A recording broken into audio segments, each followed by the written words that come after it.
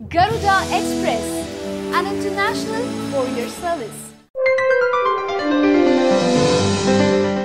ఇప్పుడు చాలా మందికి ఒక సిమ్ సరిపోవట్లేదు.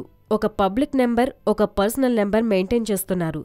అందుకే కొత్తగా ఫోన్ కొనేటప్పుడు తప్పనిసరిగా దానిలో డ్యూయల్ సిమ్ సదుపాయం ఉందో లేదో కన్ఫర్మ్ చేసుకుని మరీ కొంటున్నారు.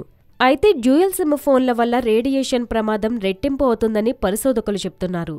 సెల్ ఫోన్ టవర్స్తో కమ్యూనికేషన్ జరపడానికి మనం వాడే సెల్ ఫోన్లో రేడియో ఫ్రీక్వెన్సీ రేడియేషన్ను వెలువరిస్తుంటాయి.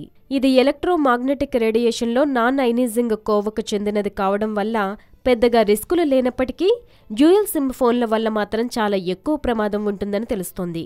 ఈ రేడియేషన్ వల్ల DNA నిర్మాణం దెబ్బతినడం, వీర్యకణాల సంఖ్య తగ్గడం, జ్ఞాపక శక్తి లోపించడం, అల్జీమర్స్, క్యాన్సర్ వంటి జబ్బుల బారిన పడొచ్చు.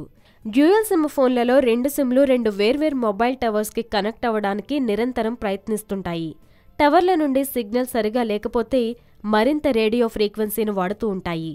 దీంతో ఒకటే సిమ్ ఉన్న ఫోన్లతో పోలిస్తే 40 నుండి 80% వరకు రేడియేషన్ ప్రమాదం ఎక్కువవుతున్నట్లు తెలుస్తోంది. కేవలం సిమ్ కార్డు ద్వారా కాల్స్ చేస్తున్నప్పుడు మాత్రమే రిస్క్ ఉంటుందని చాలామంది భావిస్తుంటారు. వాస్తవానికి మీరు ఫోన్ని అలా కంప్యూటర్ టేబుల్ మీద పెట్టి పనిచేస్తున్నా మీకు తెలియకుండానే మీ ఫోన్లోని 2 సిమ్లు వాటి టవర్లకు కనెక్ట్ అవ్వడానికి, లొకేషన్ని రిపోర్ట్ చేయడానికి, హ్యాండ్ షేకింగ్కి తరచూ కనెక్ట్ అవుతూనే ఉంటాయి. అంటే ఫోన్ ఖాళీగా ఉన్నా రేడియేషన్ ఉత్పత్తి అవుతూనే ఉంటుందన్నమాట.